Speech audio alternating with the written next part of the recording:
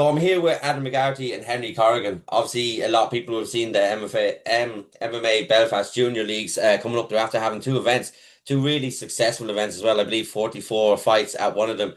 And the next one, the venue you're going to is amazing. But you know more about it than I do. Thank you very much for joining me. How are you two today?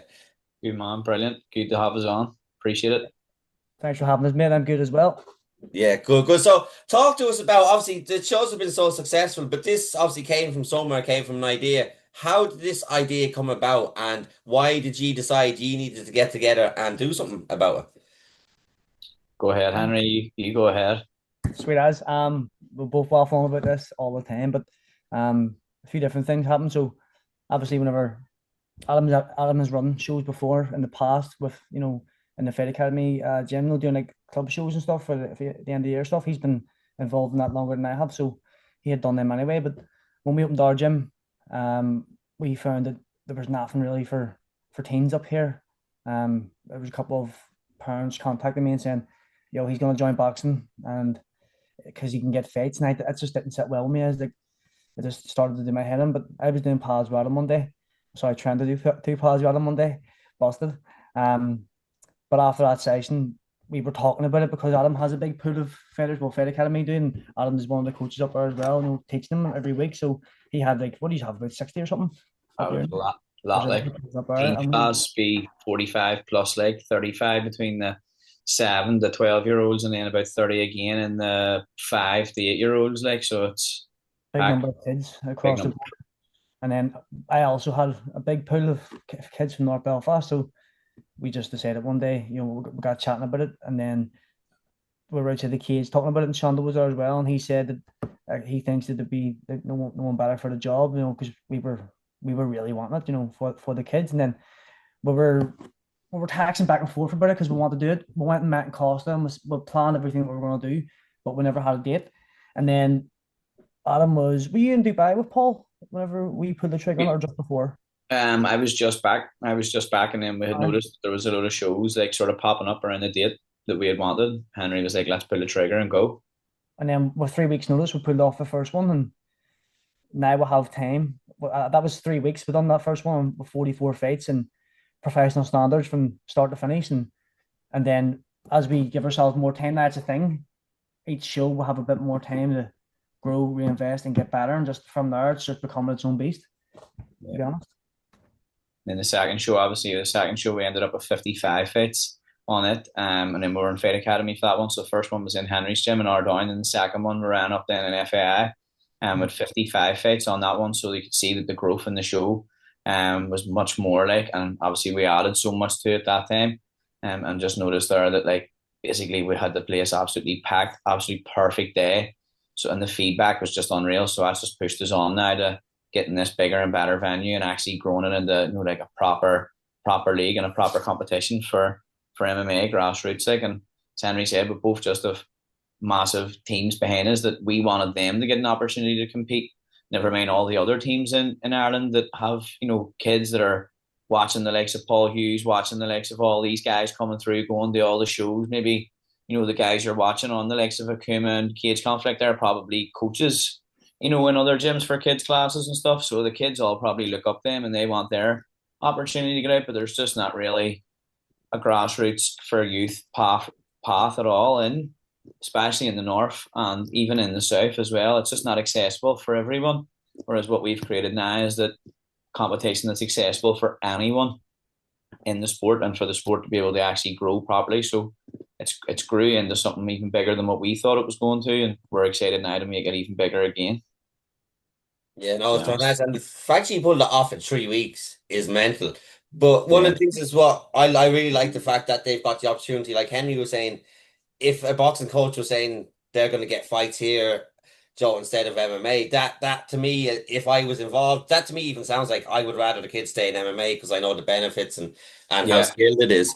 But the fact that you notice that opportunity and gave, because down south there's in MMA leagues, but like that is I don't know how often it runs. It is run quite well, but like I said, in Belfast and Dublin, they're very far places for people to travel from. So vice Yeah. versa. So you've got that second location. And so the other ways like elites, will there be like a record for the novice fighters? And like that they would have a record like an amateur record, or will that even be recorded? We keep a record of it ourselves, just so that we know them whenever coaches are sending stuff in, that we have, like, more back into all their experience, and we know, well, this kid's won there and this kid's maybe lost there, so it makes our matchmaking a bit easier. But in terms of it maybe going on to like a kid's topology or something like that, I don't see that, to be honest. No, don't really want to make it all about that too. We want to make it more about like growth of the sport, competition, like getting out there, getting the experience, getting the rounds in, and like getting the rounds in is massive. And that's it really, just to try and people want to do the sport. The gyms are packed, so the demand for MMA is there. But of course, those kids are going to want to compete. Not every one of them want to, but it's like you go into a boxing club, not every one of them will fight, but a lot of them will want to. So you just need to be able to give them that opportunity now, and that's what we've given them. Whereas before, they were the opportunity to train's there, but the opportunity to compete wasn't, especially for travelling clubs away up the north, or maybe going to the likes of Dublin is maybe a little bit far for them, a bit far for parents and stuff to travel. So having the location in the north, especially, it's definitely missing.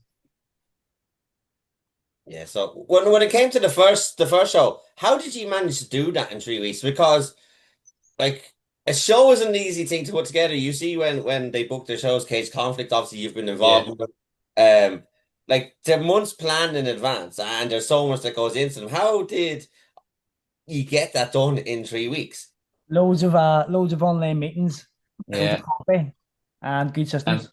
plenty of late nights. That's it. Definitely. But 100%. see, the thing is, like, see, with like you have adult fights, all these other promotions are obviously um for adults and teens about to turn adult.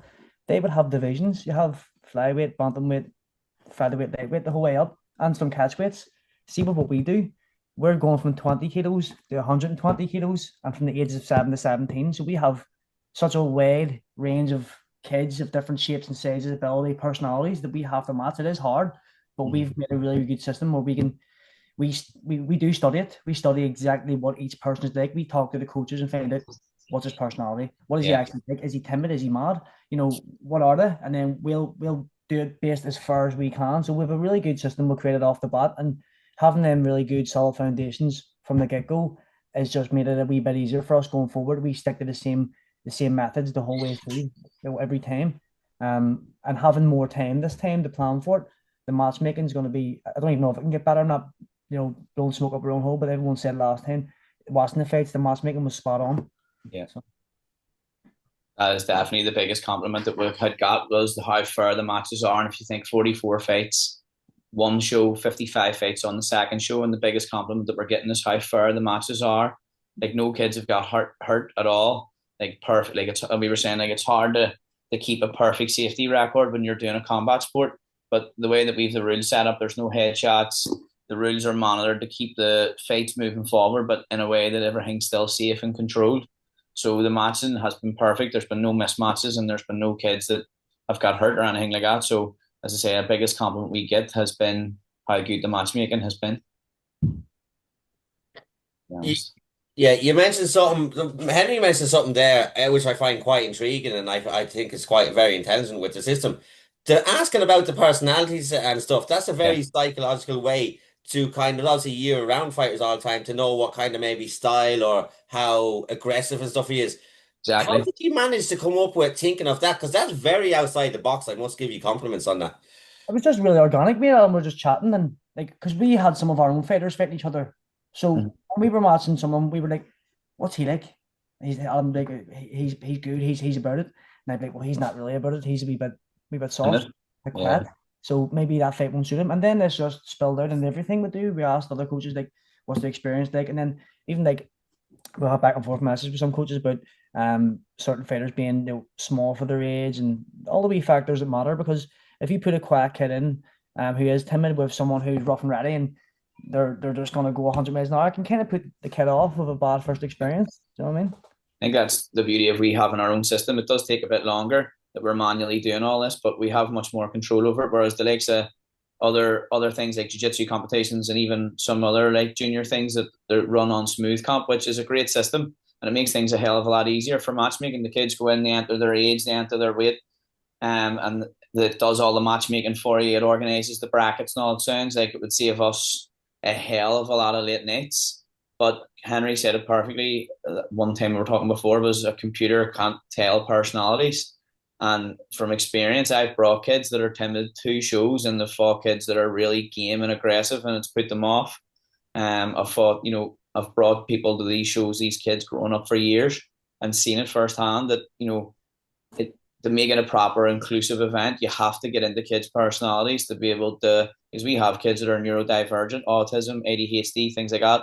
Like a computer can't pick that up. So we can, really like get these kids involved in the sport, and make sure that they're staying safe at the same time. Yeah, do you know what you've just described there is absolutely brilliant. The personality thing is not something I never would have thought of, but I can, like obviously as coaches, I can see you exactly where you're coming from and talking about the Yeah. experience. So there's one thing I kind of, obviously we're talking about this and we're talking very loosely as well, but I want someone, if they're going to watch this and they have their child in MMA, so basically if you could explain like what is about and what are the rule sets like, so to put parents' minds at ease, because you talked about obviously the no headshots, that's a massive thing. Obviously, you don't really want kids taking headshots. So if you could just do like a little brief summary of what kind of rule sets there is. I know if there's loads of different kind of ones for different ages, we don't need that. Just kind of the guts of it. So pretty much, as I said, the main rule that's going to be across the board for all the fights is no headshots. And that's just because you're going to be dealing with kids with limited experience, and to try and keep the risk of head trauma out of young grassroots sports is a massive thing. So I think for safety ways for parents when they're going and they're not watching kids getting punched in the head and bloodied and bruised, potentially knocked out, potentially, getting really seriously hurt, that's massive. So that's the first thing, was that we would never have headshots. But people have asked us, what if the teens get to good level or whatever, would we do headshots? It'll never be in there. We allow ground and pound, which some other ones don't, because there's ground and pound in the sport. Obviously, it's still to the body as well, but it keeps the fights moving and it keeps the sport more realistic. Or if you get some clubs that are maybe jiu-jitsu based and they're pulling guard, you can't get away with that in MMA as much. So kids are learning that from a younger age in this rule set, that they're, that they can use multiple weapons in different areas of the fight. So that was definitely a big thing, because I've brought kids to fights before where it's meant to be MMA and there's no ground and pound, even if it's controlled. Also gives jiu-jitsu people a chance to be able to work submissions based off people's ground and pound if they're getting reckless. Obviously, all that type of stuff. So, in my opinion, it was massive to keep that in. In terms of submissions and things like that, we don't allow any slams, obviously for safety and things like that. No neck cranks, no leg locks. Anything that kids aren't going to be well versed in and experienced in, they're going to have to keep them safe. One of the big things that we really like doing is the kids have 3 chances to finish a guillotine before they give it up. It stops people just ratching on someone's neck the whole time. So that's just another wee layer to keep it safe, but also to allow guillotines where some kids, jiu-jitsu you go to, they're not allowed to guillotine at all. Or maybe they go up into some junior MMA ones as well and they're not allowed to guillotine. Again, doesn't move the sport forward, but we don't allow standing guillotines for anyone under 12. Because again, we want to try and encourage people to use the sport, to shoot in, to take risks, to try and grapple and not just be getting guillotined. We want to see some 9-year-old comes up trying to compete, shoots in, gets guillotine, fights over straight away. It's not really, they're not really mature enough. They understand like the rules set enough. They allow standing guillotines, I don't think. But it was shout out to Aaron Wallace. He actually suggested, allowing standing guillotines for teens, because then it's more realistic and they're moving towards, going towards shows a lot sooner than what a young child is. So it allows for progression right through from our youngsters right up to the older ones. That the rules are very similar with just small tweaks for submissions and safety, really. Round time and things like that they would be the main differences. But realistically, the 7-year-olds are doing the same rule set as the 17-year-olds. But only with some slight variations, just to allow to keep the sport moving fast, which it obviously is. Yeah, no, so congratulations on setting it up and having the 2 successful events. Like I said, with the amount of fights you've had what, nearly just 90, 89, 90 fights on 2 shows. And talk to us about the next show and the venue that you've got for it, because you were telling me there was big news coming. I think it was when we started this dialogue about having an interview. Yeah, You yeah. said, keep an eye out in the next day or two. And the facility you've got is out of this world. Yeah. Is that how fast this is growing for you? Yeah, definitely. Go ahead. You can say about the facility, Henry, because it's been unreal getting it like. It has. We were down the other day having a wee look at it again, and no, really, we went to it before and we was like, "Yep, we want this," and then we went again there the other day, and that gave us a real good idea of our layout. So we made a wee floor plan on that looks good. Yeah. Um, but the venue itself is just it's so needed because obviously we've done the first one in my gym and that was brilliant. We had about three or four, maybe five crowds cycling through, like coming as the fights progressed. And then went to Fight Academy. And again, the crowd filled the place. So we just, at this stage, for us to grow the show, we need more space.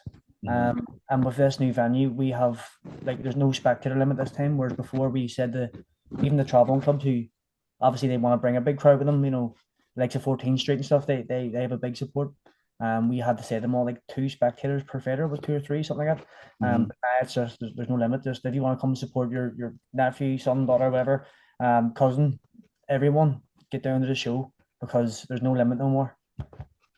Yeah, so that's why I went for the bigger venue, and it's lethal. It's such a venue. It's on the peace wall, isn't it? Kind of thing. It's like right in between the Yeah, two. it's right on the peace lane. So obviously that's like more of a thing that would be for us up north. But like it's very like in the middle of both communities. So like again, it makes the event really inclusive. That it's not in just one area. It's not in one gym. That it's in this big mod like that's been just built this year, £7 million facility. That's for like as for a shared space for events like this, but it's only built. So we've got in a great time, I believe, with them as well, where we can be the first kind of sporting events that they can start hosting, and the size of the hall and the space that we have to work with here is going to allow us to scale the show properly. But I honestly think like when people see this one here on the 13th of September, they're going to be blown away by it. Like the compliments we got for the last ones being in a gym is like not running anyone down, but it was better than a lot of MMA promotions I've been to that have pro fights on them.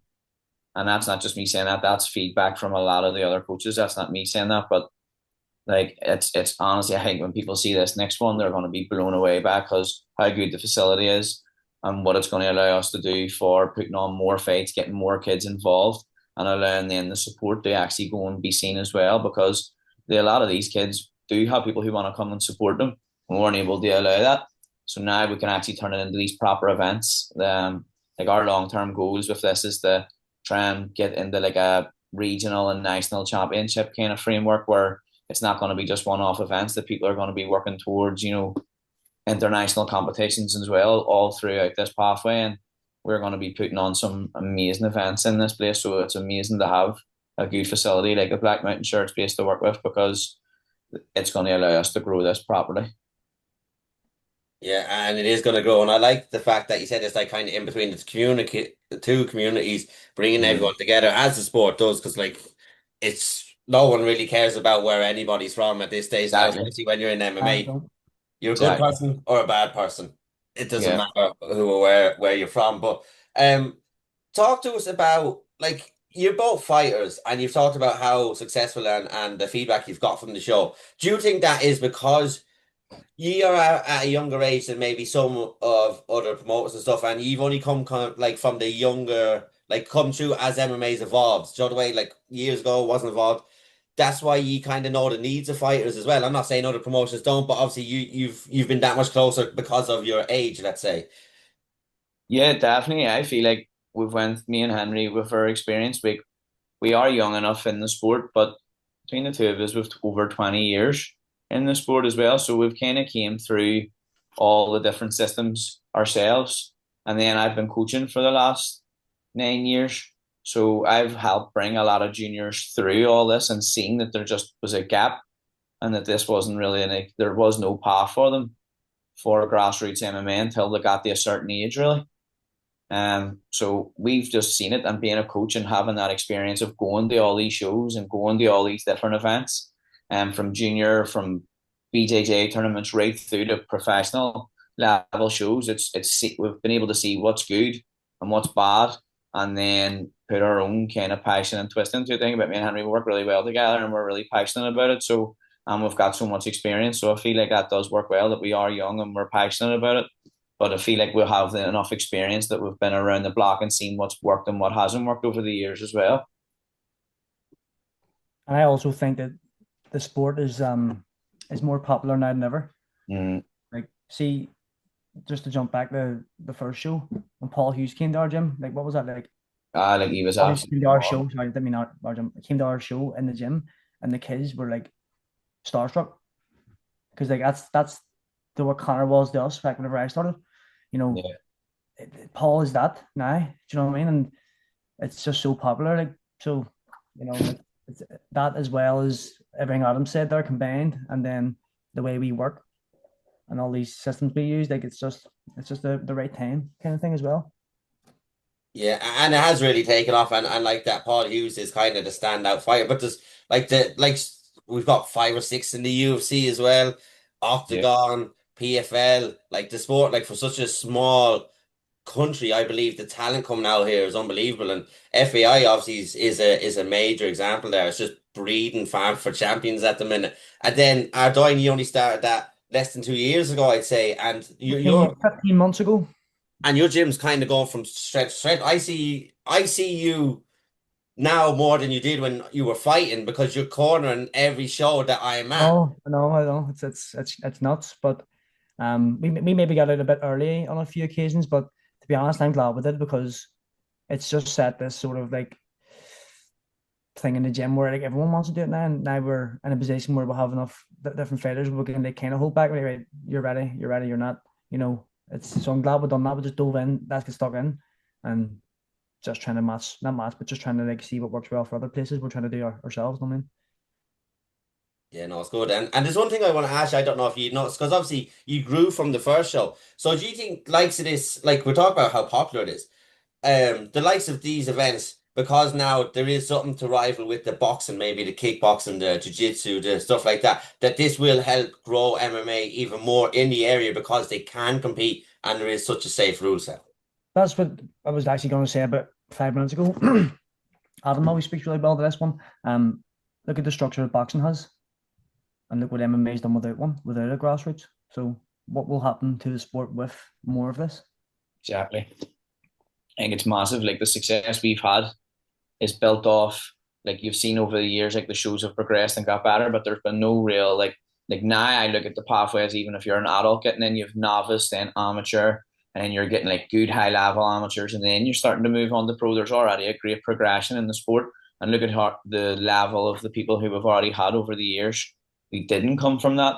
So I just think over the, when you get like even the likes of some of the kids now, say you get a 10-year-old who's fighting on our show, by the time they're fighting their first novice fight, potentially on like a cage conflict, they have maybe 10, 15 fights or more behind them. And then they're starting to move into novice, amateur. So the level of the whole sport by the time you're reaching amateur and novice is going to be higher without a doubt in 5, 6 years' time, just because of these events, but also because of the popularity of the show, like Henry said too. And now kids see that there's an opportunity to compete and progress in the sport, it's just going to boom the popularity in the areas more often. Henry's seen that. We've seen that. Other boys who have gyms up where we train, like they've seen an increase in their members of kids because these kids are going into school and showing off their medals and talking to their mates about this event that they were at the weekend and how unreal it was. And then those kids are like, well, I wonder what day is that on.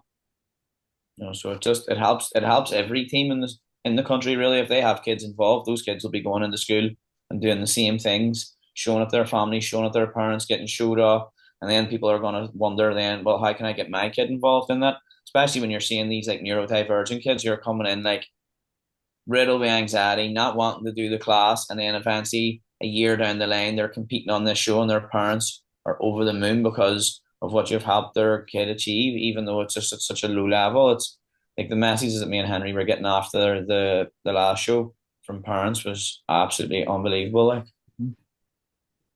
it really was like.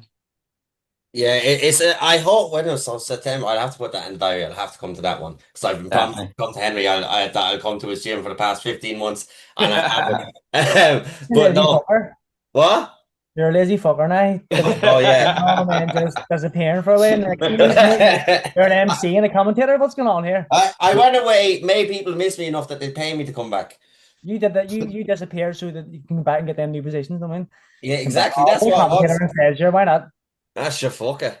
Might as well. It was actually Browner asked me because McGann was gone, and I think they asked Reese, and Reese was like, "No." And Browner goes, "I think you'd be able to do it." I was like, "I don't know." He goes, it's like having a conversation. So I said, "Fuck, I'll try it." And Well, you're good at talking shit, so no yeah, way. Uh, exactly, how did exactly. you find So that last one with you and Matthew were doing on Wrath, was it? yeah, I like that. I like when there's like that when Brown was there. He's very strong. I like people who kind of know because I'm kind of just to fill in. Do you know the sort of way? I will know about your record, who you fought, if I've seen you live, if something particular happened, like Almas Alvarez. They'll talk about that 97% strike rate in Wales, stuff like that. That's the stuff I add. Whereas when it comes to the fighting, yeah, I know the basics. Kind of. But I wouldn't know to like Browner and Matthew be able to talk about wrestling and working your way up and different transitions. Where for me, I'd be like, he got from there to there and he choked him out. Do you know the sort of way? Yeah, but Um, you have a few different personalities there, do you know what I mean? It doesn't work properly. So, I yeah, mean, exactly, exactly. I love Matthew, and do you know what? The conversation with him was probably better when we were off mic. He's I'm sure it absolutely. was. I'm sure it fucking was. I tell you that the conversation, he nearly want to do a documentary on some of the stories he told me. But yeah, it was good doing it. But yeah, look, yeah, it's fun. But going forward, obviously, you've got this event. How many shows are you planning on doing a year? Do you have a number? Or are you just kind of taking it one step at a time? Or show at a time, may I say? This year it was more show at a time, but next year we're planning on 4 events. So before we go into 2026, we'll in Henry will have sat down and we'll have our 4 dates already planned, booked, with the venue, and we'll be running ahead with at least 4 events next year. but also, Adam, like we're still like might be able to squeeze a wee one in before Christmas. You never know. Exactly. You never know. You We never know. maybe we'll hit our four in the first year. We don't know, but Exactly. When me and definitely. Henry start, we were like, we'll see how we get on. We'll run this first one. We'll see what happens. And just because of how good it was and how much the kids all enjoyed it, we were like, we'll get another one on. That obviously just grew. So this one I look at because it's our first one in this venue and we're going to build it from there. I'm looking at that like those were like 2 practice ones, and this is our first proper one where we can really show like what we're about like and. The kids have had a bit more experience now leading up to it as well, so it's not going to be too much of like or how they're going to deal with the occasion. Because I was worried about that obviously at the start too with the kids. I was like, is some 8-year-old going to walk through the curtain here and just implode like? But so I'm really looking forward to this next one. But as I say, we are looking at this like this is show one, and our last two has been the experience built and the systems built to have it run properly. Yeah, 100%. There's one thing I want to kind of ask you about. It's kind of not off topic, but it's about obviously you're doing this to help uh evolve the sport and evolve the skill set. Obviously, you've been a coach longer than Henry, but Henry's been a fighter. Like I said, you've 20 years experience. What evolutions have you seen in the sports in your time as fighting, as coaching? So whoever wants to take it first can go ahead first. I'll go first because mine's is shorter because Adam has a lot more. For me personally, what I've seen is like seeing this show from our first show to our second show, like the development of some of the teen fighters is just scary. Like it's hard to believe that someone can progress so much in such a short period of time. So for me, competition is so important. For the development of a fighter, we had a couple of fighters that got beat on the first show, like that they weren't great, and then see now the way they're performing in their last fight and in the gym, it's just like a different kid. It's unbelievable. So for me, what I've learned through coaching is that the competition is a real quicker way to progress yourself. So I think it's so important. And whenever the kids get better who do fight, the ones that don't fight will also get better because they're training partners with them. Do you know what I mean? So it brings everyone up. So that's what I've gained from it. Definitely. Do you mean like the sport as a whole? Like, how have we seen it develop, like overall, or like? Skill sets, health and safety, anything that really stands out to you from So when you started. Like, so just say if you were trying time traveler, telling yourself this is how it's going to be in the future, you wouldn't believe yourself sort of way. Is it that vast? How much to say? without a doubt, my first fight, I was 16. I fought a 24-year-old in a ring in a fucking GAA hall in Dublin with pro gloves on, no shin pads. Got the bollock straight out of me, Oh, and you were allowed to knee the head. No, you weren't allowed to knee the head. There was no ground and pound, but it was fucking the rules were mental, like mental rules, short different round times and all. It was mental fighting in rings, people falling out of the rings, and then this is but you didn't have any. There was no like medicals, like you didn't do any medicals whatsoever. You got your blood pressure checked before the fight, whenever you arrived, and then that was it. I remember sitting before it, looking at Jeremy man with a beer, going, "Fuck! I hope my blood pressure is too high here." and then and then it started to progress, and a couple of shows got a cage, and it was almost like, this is such a big show, it's got a cage. So like we seen it progress in that, and then eventually then more safety started to come on board, like medicals, brain scans, all that type of stuff. Better rule sets, you had to wear the amateur gloves, different shows you had to wear shin pads, all those type of things. Like, so when your early fights were essentially like pro fights, except for maybe elbows and knees was maybe the only thing different, you know what I mean? And you're wearing pro gloves. So there's been a massive progression I've seen in the sport, and then almost in the last 9 years since I've started to coaching more, you're seeing novice fights, you're seeing teen leagues, you're seeing leagues like ourselves all starting. So the progression is really there for anyone to really work their way through the sport. Whereas whenever I was starting, it was like you're thrown in at the deep end, you'd be lucky to get fights. Even weight classes, like it was like, what weight are you? 58, right? Okay, fighting at 60. There wasn't like, oh, you're a flyweight, you're a bantamweight, you're anything like this. I look at it now, they're all the kids we slagging up in the gym, they're all like rich kids. They've got all these wee opportunities, and they've got all these systems, and they've got everything all laid out for them. Whereas we were fucking flipping tires and fighting people in GA halls, do you know what I mean? I love that. Flipping tires and fighting people in GA halls is probably one of my favorite quotes of the day. But as well, what I like about it is you, one of you touched on it there, is the talk about the kid and blood, like walking through the curtain.